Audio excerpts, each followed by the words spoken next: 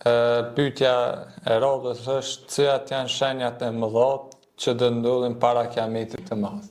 Shenjat e mëdha të kiametit përmenden edhe në Kur'an disa prej tyre, për shembull dalja e Yexhuxhve dhe Mexhuxhve.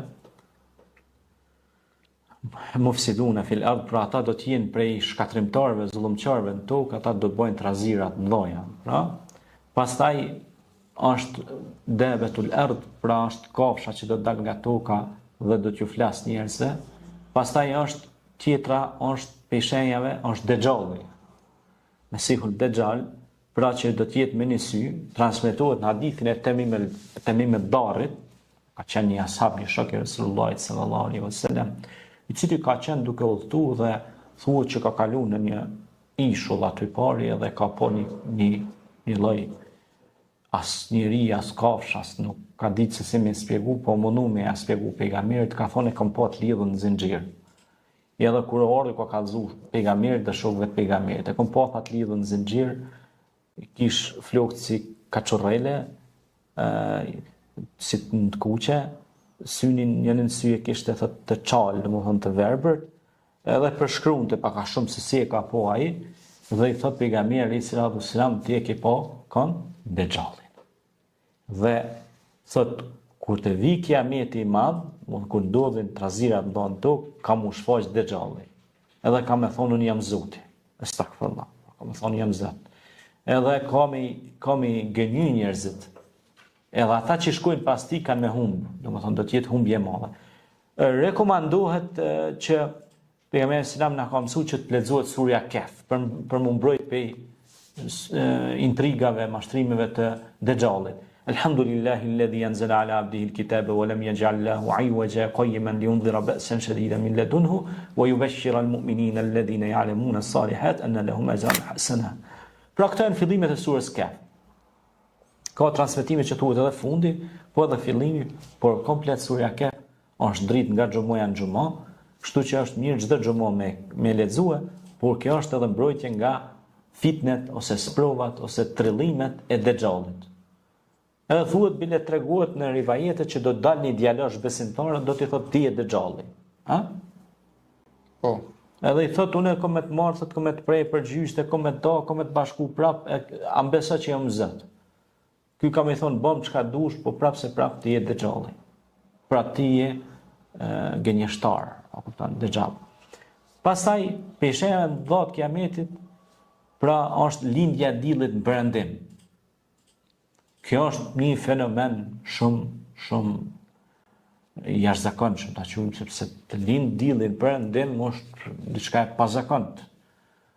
Për shkak se i bjen se gjithçka do të ndryshoj kohjen e saj. Sikur më shku tash, si thonë të na njëri hes drejt, ti më hes mbrapa, ti nuk shes se syt si ke mbrapa. Po.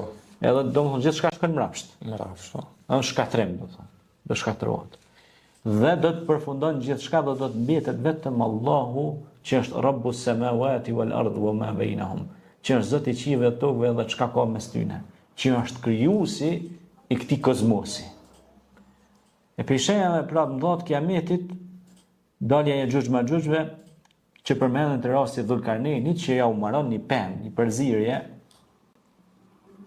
pra bakër hekur, ja i thirr inxhinierat ndërtuesit, projektuesit më të kohës, kishte një skuadër të papame Dhulkarneni, i cili ishte një ndër robërit e zgjedhur nga Allahu xhaleshanuhu për të mbrojtur nga fitnja. Por çfarë do të ndodh me Yexhuxhet dhe Maxhuxhet? Do vjen një moment që ata një ditë do thonë inshallah, ndar Zoti. Edhe kur thot ai inshallah, se ata do ta grëposin vazhdimisht, do ta gryjnë murin me dal. Po ata e gryjnë kur shkojnë nesërmen, është mshel prap. Edhe tash ti, para se më ndodh kiameti, kujtohet fjala inshallah, ndar Zoti. E ky njëri prej tyre thot inshallah. Tash kur thot inshallah, ky e gryn, thot inshallah nesër do vazhdojmë ku kena me gërmimin e medallit. Edhe tu, kur shkojnë nesër e shohin që gropa nuk ishte mshel, se ka thonë inshallah, ndar Zoti, ka përmendur emrin e Allahut. Shikoni çfarë fuqie ka përmendja e emrit të Allahut. Fuqi jashtëzakonisht madhe. Sigur djaloshi besimtar që i thot atij mbretit, thot nëse e përmend Allahun, në emrin e Zotit, një Allah, Zotit të djaloshit dhe Zotit tem, ti ke me mvra mu me shigjet. Nëse se përmen Allah, të s'kim arrit kur me mvra. Edhe ashtu ndodhi përfundimi. Që me bo një tërheqet një paralelje këtyne dy ngjarjeve.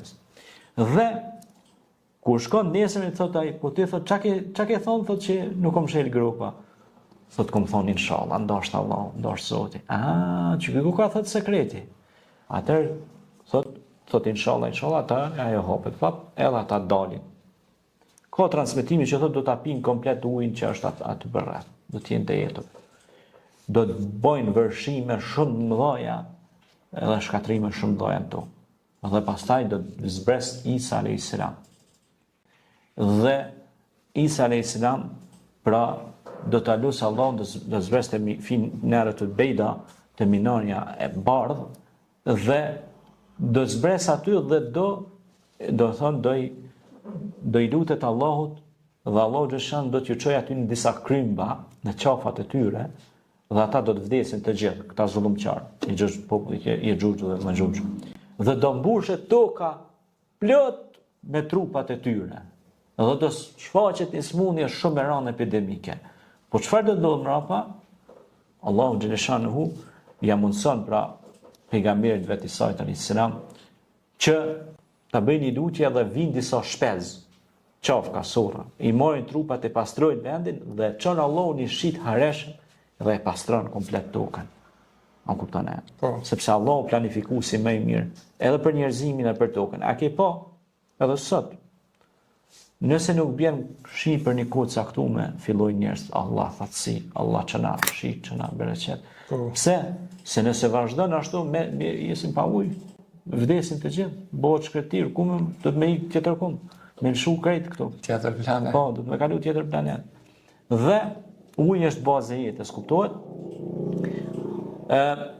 Këto janë disa prej shenjave të kiametit, prej tyre, por padyshim që ku të vi momenti i fundit, kataklizma, katastrofa e madhe, kiameti, atëherë do të jetë përfundimi i gjithçkaje.